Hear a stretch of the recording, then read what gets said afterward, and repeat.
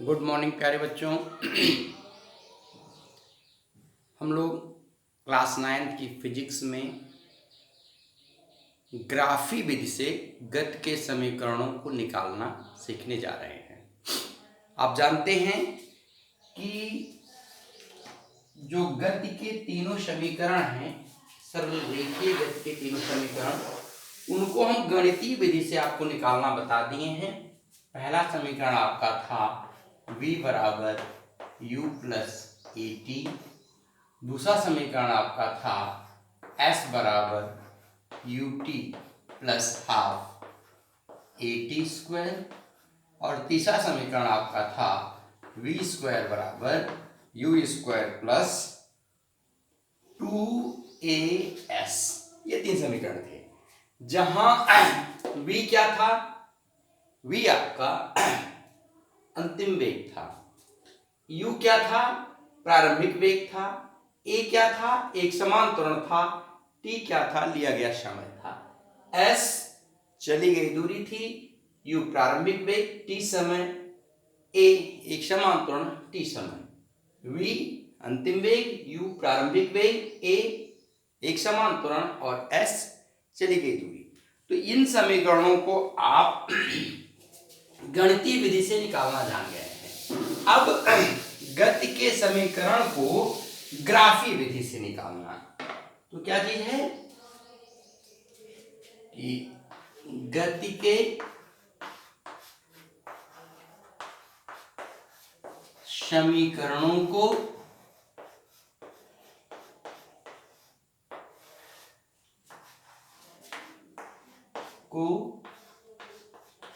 ग्राफीय विधि से निकालना।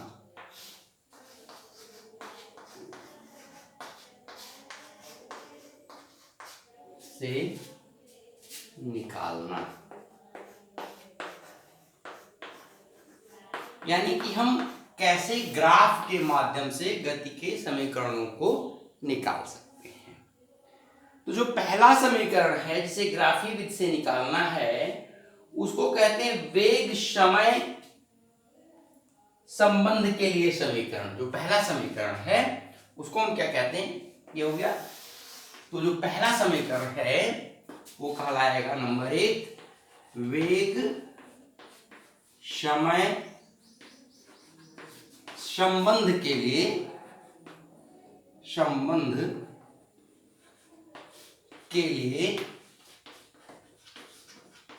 समीकरण। यानी कि पहला कार्य हमारा है कि वेग समय संबंध के लिए एक समीकरण को हम निकालें। अब इसके लिए जगह थोड़ी कम है, फिर से हम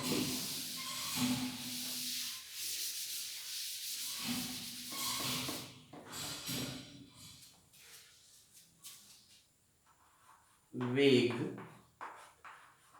समय संबंध के लिए समीकरण। अब देखिए, इसके लिए क्या करते हैं, हम एक समय वेग ग्राफ खींचते हैं। ये आपका हो गया एक्स अक्ष,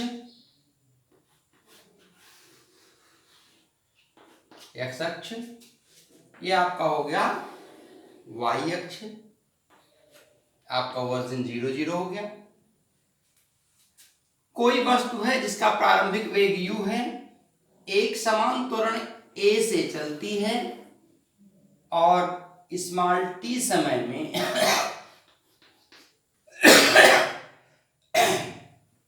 ये मान लो a है, ये b है, तो स्मॉल t समय में ये कितना वेग प्राप्त कर लेती है? v वेग प्राप्त कर लेती है। हम क्या करते हैं कि मान लिया कोई गतिशील वस्तु है जिसका प्रारंभिक वेग u बराबर t बराबर 0 पर कितना है? u है। इसका प्रारंभिक वेग कितना है? u है। एक समान त्वरण कितना है? a है। और यह स्मॉल t समय बाद कहां पहुंच जाती है? बिंदु B पर पहुंच जाती है। इसका वेग बढ़ करके v हो जाता है।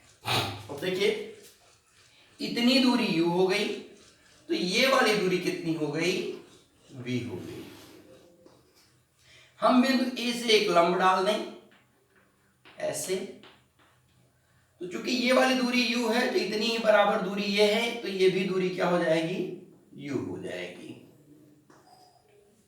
ठीक है, तो मान लो ये बिंदु D है, AD है तो BD क्या होगा, तो BD बराबर हो जाएगा, BD ये बराबर हो जाएगा, यहां मान लो C है, ये BC कहीं है नहीं है, यहां मान लो C है, तो बराबर हो जाएगा BC माइनस DC। BC माने इतनी दूरी और DC माने इतनी दूरी, जो घटा दोगे तो इतनी दूरी बचेगी, तो ये बराबर हो गया, ये क्या हो जाएगा बराबर, BD बराबर क्या हो जाएगा, अब देखो BD बराबर हो जाएगा कि V और माइनस U, क्योंकि ये इतनी दूरी क्या है, BC V है और इतनी दूरी DC U है, तो V माइनस U हो गया। अब देखो ये इसका जो झुकाव है, ये थीटा जो है, ये किसको दर्शाता है, ये दर्शाएगा एक समांतरण A को, तो जब एक समांतरण A को दर्शाएगा तो A बराबर हो जाएगा tan थीटा। भाई इसी का झुकाव बराबर A बराबर tan थीटा, तो tan थीटा बराबर क्या हो गया, लंब बटे आधार के, तो लंब क्या हो गया BD, लंब क्या हो गया BD बटे आधार क्या हो गया AD, बराबर VD का मान आप ऊपर निकाल चुके हो, तो V माइनस U और बटे AD, AD का मान कितना है AD बराबर यहां से यहां तक की दूरी, ये क्या है स्मॉल t है, AD बराबर क्या है स्मॉल t है, तो ये हो गया स्मॉल t, या A बराबर हो गया V माइनस U अपान t, त्रियक गुणा कर दो तो हो गया V माइनस U बराबर हो गया AT के, या V बराबर इसका पक्षांतर कर दो U प्लस AT के। ये ग्राफी विधि से गति का पहला समीकरण हो गया, जिसको हमने कहा वेग समय में संबंध। एक बार फिर से देखिए कि करना क्या है, कैसे करना है, थोड़ा सा ध्यान देके। हमने क्या किया कि एक समय वेग ग्राफ लिया, उस समय वेग ग्राफ की विशेषता यह है कि जब समय t बराबर 0 है तो ये u वेग पर है बिंदु A पर, और जब समय t बीत जाता है, t समय बीतने के बाद या बिंदु B पर चला जाता है, उसका वेग बढ़ करके कितना हो जाता है v हो जाता है। अब हम क्या करते हैं कि एक बिंदु B से लंब डालते हैं समय अक्ष पर, और एक बिंदु B से लंब डालते हैं वेग अक्ष पर। तो जब समय अक्ष पर डालते हैं तो ये आकर के काटता है कहां, बिंदु C पर, और इतनी दूरी क्या होती है, ये इतनी दूरी होती है t, स्मॉल t टाइम हो गई है। उसके बाद हम क्या करेंगे, जब ये वेग अक्ष पर काटता है तो इतनी दूरी क्या हो गई v हो गई। अब हम एक बना लेते हैं कि जो समय वेग रेखा है उसके भाग AB पर हम विचार कर रहे हैं, किस पर, AB पर हम विचार कर रहे हैं। तो क्या करते हैं, देखते हैं कि ये जो बिंदु B है ये कितना वेग दर्शाती है, वेग v दर्शाती है, तो यहां से यहां तक यानी कि CV दूरी क्या हो गई v हो गई, और ये वाली दूरी चूंकि u है, यहां से जब लंब डाला तो ये समानांतर रेखा को काटी, तो समानांतर रेखाओं के बीच कटा हुआ अभिलंब का जो समान खंड होता है वो समान होता है, इसलिए इतना u है तो ये भी u हो जाएगा। अब हम निकालेंगे कि ये BD भाग क्या है, तो BD भाग निकालने के लिए क्या करेंगे कि इस V से इस U को घटा देंगे, तो ये हो गया V माइनस U। और क्या है, इस समय वेग ग्राफ जो है, इस समय वेग ग्राफ का जो झुकाव होता है, इंक्लाइनेशन होता है, वह त्वरण A को, एक समान त्वरण A को प्रदर्शित करता है, यानी कि A बराबर क्या हो गया tan थीटा। तो जब A बराबर tan थीटा हो गया तो हम क्या करेंगे कि इस त्रिभुज को ले लेंगे, कौन से त्रिभुज, ABD में, यहां लिख सकते हो कि त्रिभुज ABD में, ये कहां है त्रिभुज ABD में A बराबर tan बीटा बराबर क्या हो गया, लंब बटे आधार बराबर BD बटे AD। अब BD का मान हम लोग ऊपर निकाल चुके हैं कि BD का मान कितना है, V माइनस U, और AD का मान कितना है, AD का मान है T, A और D, AD बराबर OC और बराबर क्या है T के, तो AD बराबर OC बराबर T के। तो यहां आप लिख सकते हो कि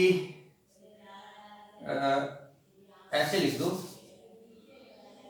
बराबर V minus U by T, यहां बगल में लिख दो चूंकि AD बराबर OC बराबर T के।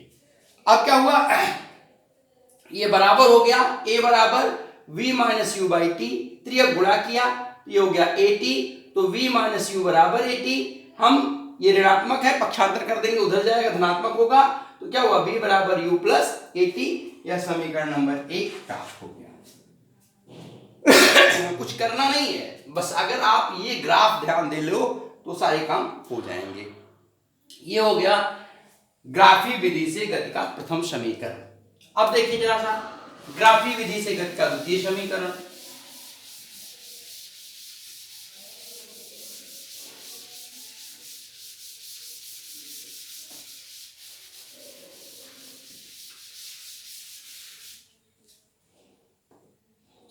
अगला टॉपिक आपका है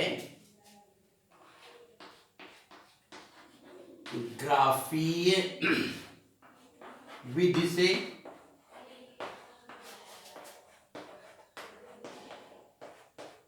गति का दूसरा समीकरण।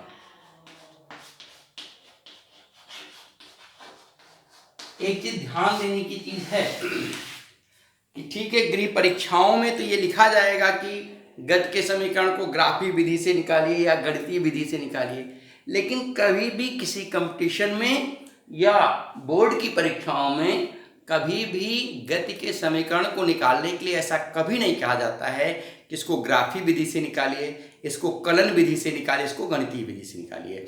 आप किसी भी विधि से निकाल सकते हैं जिस विधि पे आप सिद्धस्त हो जाएं, जो विधि आपको सरलता से समझ में आ जाए। तो गति का द्वितीय समीकरण आप देख लीजिए क्या करना है। तो गति के द्वितीय समीकरण को समय दूरी संबंध समीकरण भी कहा जाता है। तो गति के द्वितीय समीकरण को हम क्या कहते हैं, या समय दूरी संबंध समीकरण, यानी गति का द्वितीय समीकरण क्या है, समय दूरी संबंध समीकरण है। अब इसके लिए क्या किया जाता है, इसका काम है कि जैसे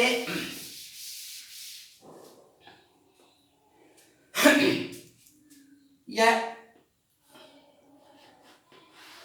एक्स अक्ष है, या इसको हम कह दें समय अक्ष है, ये क्या है वाई अक्ष है, या इसको हम कह दें वेग अक्ष है। एक समय वेग ग्राफ हम खींचते हैं ऐसे, ये मान लेते हैं बिंदु ए है, ये बिंदु बी है, यहां से हम लंब डाल देते हैं, तो ये वाला टाइम टी है, यहां बिंदु सी है।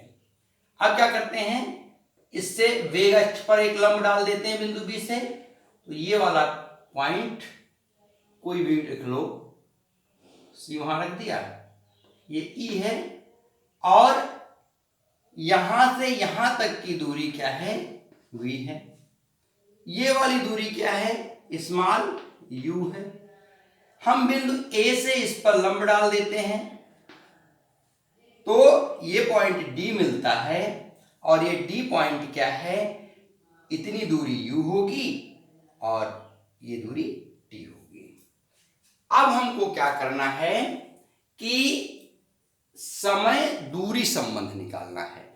तो जब कभी भी हम किसी समय वेग ग्राफ से चली गई दूरी निकालते हैं, तो समय वेग ग्राफ के नीचे और समय अक्ष के बीच घिरा हुआ क्षेत्रफल ज्ञात करते हैं। और वो क्षेत्रफल कौन सा है, वो क्षेत्रफल ये है, समय वेग ग्राफ और समय अक्ष के बीच घिरा हुआ क्षेत्रफल ज्ञात करते हैं। अब क्या करेंगे, इस क्षेत्रफल को ज्ञात करने के लिए तो समय स्मॉल टी में गतिशील वस्तु द्वारा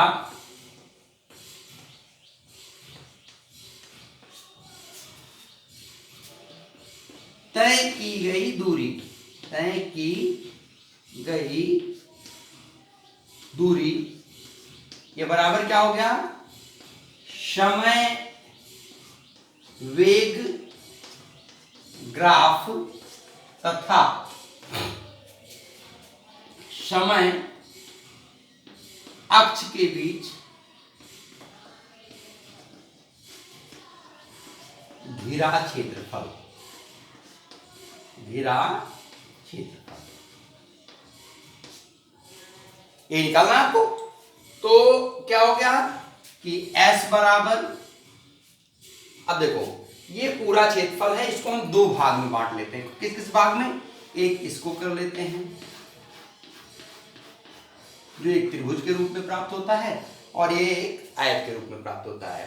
तो ये बराबर हो गया आयत, ये O, आयत OAD C का क्षेत्रफल और प्लस त्रिभुज, अब देखो त्रिभुज कौन सा है, ABD का क्षेत्रफल, ABD का क्षेत्रफल, यानी कि समय वेग ग्राफ के बीच जो घिरा हुआ क्षेत्रफल है वो दो स्वरूपों में, एक त्रिभुज है और एक क्या है, आयत है।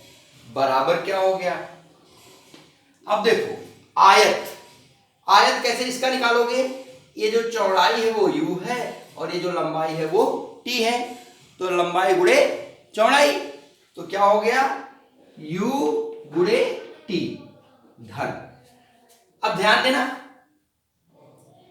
1/2 लंब और गुणे आधार, समकोण त्रिभुज का क्षेत्रफल बराबर क्या होता है, 1/2 लंब गुणे आधार, तो ये हो गया 1/2 लंब यानी कि BD, तो BD कर दो, तो BD और गुणे आधार AD बराबर हो गया U इंटू टी यानी UT प्लस हाफ।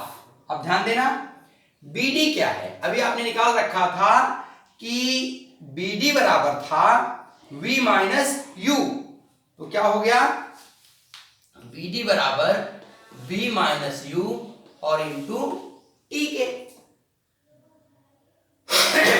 अब क्या करेंगे,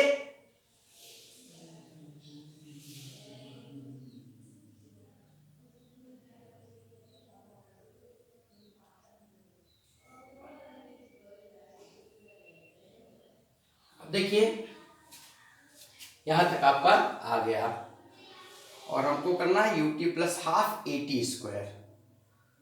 तो चलिए ये V का मान रख दीजिए, तो V का जब मान रखेंगे पहले समीकरण से, तो प्रथम समीकरण से, यहां ध्यान दीजिएगा जगह कम है, प्रथम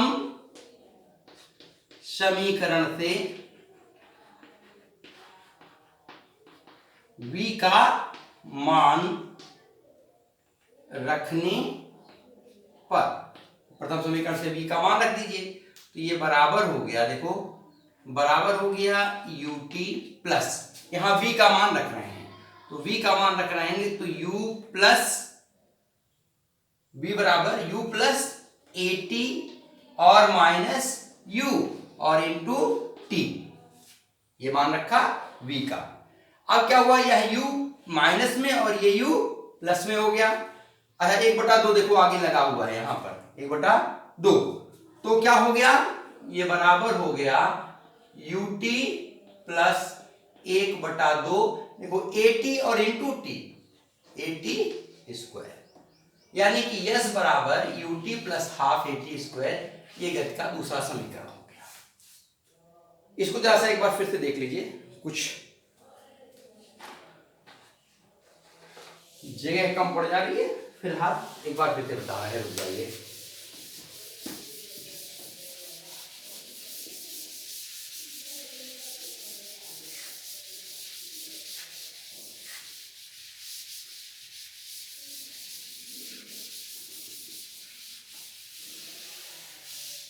देखिए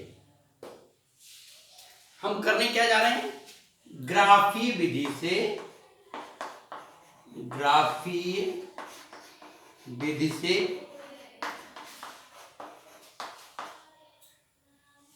गति का द्वितीय समीकरण निकाल रहे हैं। द्वितीय समीकरण, ग्राफीय विधि से गति का द्वितीय समीकरण निकाल रहे हैं। तो इसके लिए क्या कर रहे हैं कि पहले हम ग्राफ खींच लेते हैं। तो ग्राफ कैसे खींचते हैं, ये वेग अक्ष है, ये समय अक्ष है। एक वस्तु है जो प्रारंभिक वेग u से चल रही है, ऐसे, ये पॉइंट A है, ये पॉइंट B है। यहां से हमने समय अक्ष पर लंब डाल दिया, तो समय अक्ष पर जब लंब डाला तो ये आगे C पर काटती है, ये OC दूरी हो गई स्मॉल t के। OA दूरी क्या हो गई, ये वाली दूरी OA, ये हो गई स्मॉल u के प्रारंभिक वेग, और जो ये BC दूरी है ये हो गई स्मॉल v के। यहां जब लंब डालोगे वेग अक्ष पर तो ये लंब जाकर के जहां काटेगा वो पॉइंट होगा E और ये वेग होगा v। अब क्या करना है, यहां से एक लंब डाल देते हैं d। देखिए करना क्या है हमको कि विस्थापन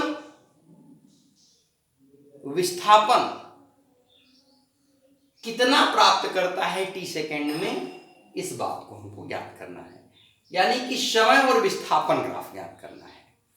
अब इस ग्राफ से विस्थापन कितना प्राप्त करता है इसको ज्ञात करने के लिए क्या करते हैं कि विस्थापन बराबर होता है, विस्थापन ये बराबर होता है समय वेग ग्राफ, समय वेग ग्राफ और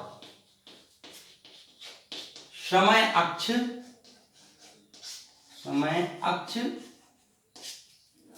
के बीच घिरा क्षेत्रफल। यानी कि समय वेग ग्राफ और समय अक्ष के बीच जो क्षेत्रफल गिरा हुआ है, अगर इस क्षेत्रफल को हम निकाल लें तो क्षेत्रफल को निकालते ही हमको समय वेग ग्राफ में चली गई दूरी प्राप्त हो जाती है। अब इस क्षेत्रफल को क्या कर रहे हैं, ये क्षेत्रफल तो पूर्णतया देखो ये जगह बन रही है, ये पूरा, लेकिन इसको दो भागों में बांट लिया। एक भाग बांट लिया कि ये वाला जो है एक आयत है, और दूसरा भाग बांट लिया ये जो ये वाला पार्ट है यह एक समकोण त्रिभुज है। यानी कि क्षेत्रफल ज्ञात करने के लिए हम क्या करेंगे, इस समकोण त्रिभुज का क्षेत्रफल इस आयत का क्षेत्रफल जोड़ देंगे। तो क्या हो गया, चली गई दूरी S बराबर हो गया आयत ADCO का क्षेत्रफल प्लस त्रिभुज ABD का क्षेत्रफल, त्रिभुज ABD का क्षेत्रफल। अब देखिए बराबर आयत का क्षेत्रफल तो आसानी से निकाल लोगे, ये हो गया u और ये हो गया t, u गुणे t, तो ये हो गया u इंटू t प्लस। अब ध्यान देने की चीज है, ये इतनी दूरी v है और इतनी दूरी u है, तो ये BD दूरी कितनी होगी, तो BD दूरी हो जाएगी v माइनस u। ये BD दूरी हो गई, तो BD दूरी v माइनस u हो गई। तो त्रिभुज का क्षेत्रफल होता है कि लंब गुणे आधार बटा 2, तो लंब कितना हो गया v माइनस u और गुणे आधार कितना हो गया t और बटा 2। हम क्या करते हैं कि यहां समीकरण नंबर 1 से v का मान रखने पर समीकरण नंबर 1 से v का मान रख देते हैं। तो जब समीकरण नंबर 1 से v का मान रखोगे तो ये क्या हो जाएगा, u इंटू टी प्लस, यहां देखना v बराबर u प्लस ए टी, तो u प्लस ए टी और माइनस u और इंटू टी बटा 2। अब u प्लस में भी है और u माइनस में भी, ये कट जाएगा, तो ये क्या हो गया, s बराबर u टी प्लस, इसको कर दो आगे 1/2, ए टी यहां है और t का यहां उड़ा हुआ है, ए टी स्क्वायर, s बराबर u T plus half A T square. Okay, तो ये गति का द्वितीय समीकरण हो गया। अब आपको हम गति का तृतीय समीकरण निकालने की विधि बताते हैं।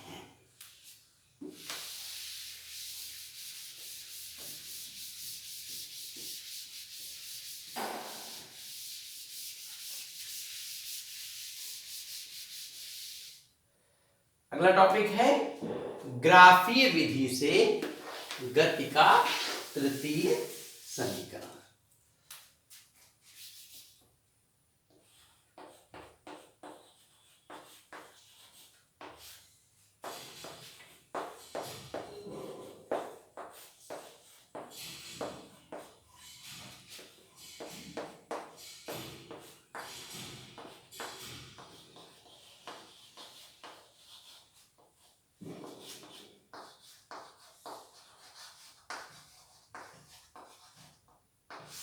ग्राफीय विधि से गति का तृतीय समीकरण। अब ग्राफीय विधि से गति का तृतीय समीकरण कैसे निकालते हैं, इसके लिए फिर वही ग्राफ बनाते हैं। ये हो गया आपका वेग अक्ष, ये आपका हो गया समय अक्ष,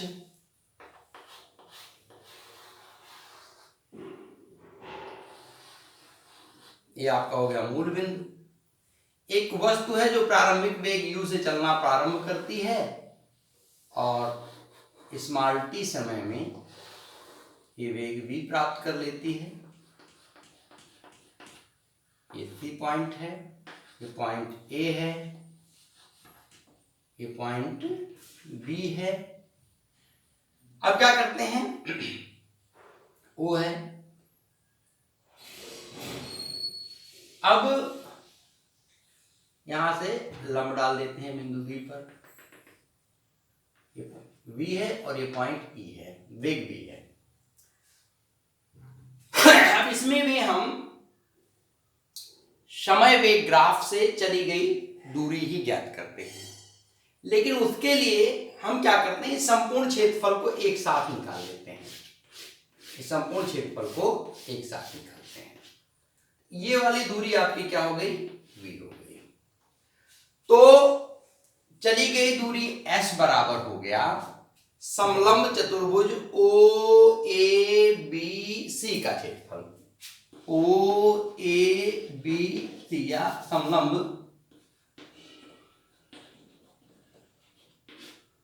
ओ ए बी सी का क्षेत्रफल। ये बराबर होता है समांतर भुजाओं का योग, भुजाओं का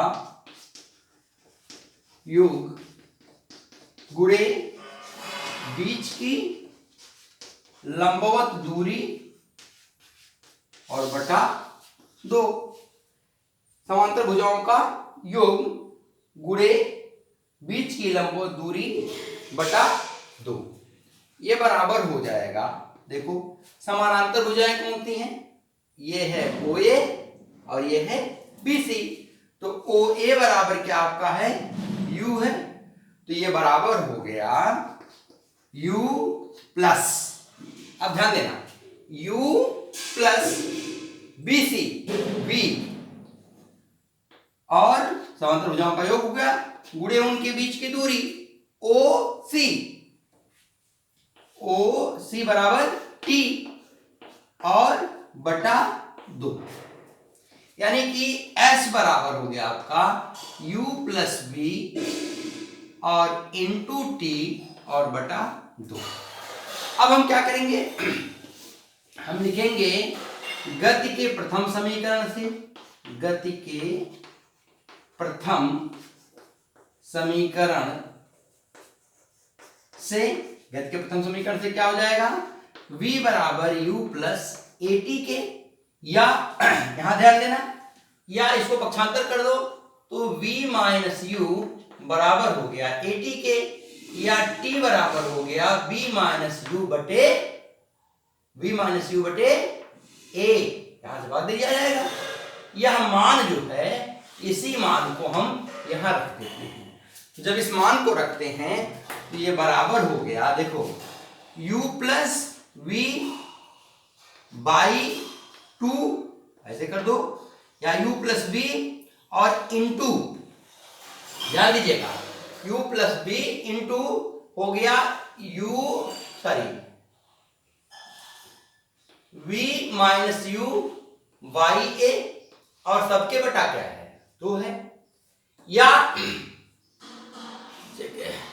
चलिए यहां से देखिए, यहां 2, अब यहां हो गया, देखो u plus v plus u और ये v माइनस यू, यानी a प्लस बी और a माइनस v। तो क्या हो गया, देखो यहां आगे ऐसे चेक करो कि ये हो गया s बराबर, इसको कर दो v प्लस यू और v माइनस यू और बटा 2a, v प्लस यू और v माइनस यू बटे 2a। तो जो सूत्र होता है कि a square minus b square बराबर होता है a प्लस बी और a माइनस बी। तो इस सूत्र से आप क्या करेंगे कि ये हो जाएगा a square minus b square, तो ये हो गया s बराबर v स्क्वायर और माइनस यू स्क्वायर और बटे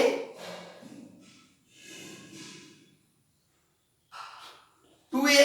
त्रिया गुणा कर दो, जब तिरछा गुणा करोगे तो ये तिरछा गुणा होने पर हो जाएगा 2as बराबर v square minus u square, या पक्षांतर कर दो तो ये हो जाएगा v स्क्वायर बराबर, ये जब इधर जाएगा तो प्लस हो जाएगा यू स्क्वायर प्लस 2as। ये गति का तीसरा समीकरण हो गया। करना क्या है, इसमें भी घिरा हुआ क्षेत्रफल ज्ञात करना है नीचे, लेकिन शर्त क्या है, ये समलंब चतुर्भुज के क्षेत्रफल से इस सवाल को निकालना है।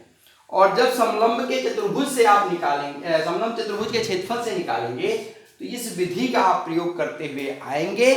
आने के बाद ध्यान देना है, जब हम इस जगह पर पहुंच जाएंगे कि s बराबर u plus b by 2 into t, इसी जगह पे हमको t का मान निकालना है। कहां से, समीकरण नंबर 1 से। किसका मान निकालना है, t का मान निकालना है। और t का मान निकालेंगे तो t का मान आएगा v माइनस यू बाई ए। जब इस मान को यहां रखेंगे तो हमारा समीकरण नंबर 3 प्राप्त हो जाएगा। तो आज के लिए बस इतना ही, अगली कक्षा में फिर मुलाकात होगी। ध्यान रखिए कि ग्राफी विधि से गति के समीकरणों को एक बार दो बार ध्यान से देखेंगे तो आपको आ जाएगा। एक चीज और ध्यान देने की चीज है कि कभी भी किसी भी कंपटीशन में ऐसा प्रश्न नहीं आता है कि गति के समीकरण को ग्राफी विधि से सिद्ध करो, या गति के समीकरण को कलन विधि से सिद्ध करो, या गति के समीकरण को गणितीय विधि से। आप गति के समीकरणों को किसी एक विधि पर जिसमें आपको सरलता लगती है उस विधि पर सेट कर लीजिएगा। इनका याद होना और न्यूमेरिकल में इनका प्रयोग होना ज़्यादा जरूरी है। विधियों की किस विधि से आपने निकाला इसके ऊपर कभी भी बहुत व्याख्याएं नहीं होती। यद्यपि 9th में आपके सिलेबस में ग्राफी विधि से लिखा गया है, इसलिए हम जो परीक्षाओं में सवाल देंगे उसमें स्पष्ट लिखेंगे कि ग्राफी विधि से गति के समीकरण को निकालिए। तो आज की क्लास के लिए बस इतना ही। अगली कक्षा में कल फिर मुलाकात होती है। तब तक के लिए धन्यवाद।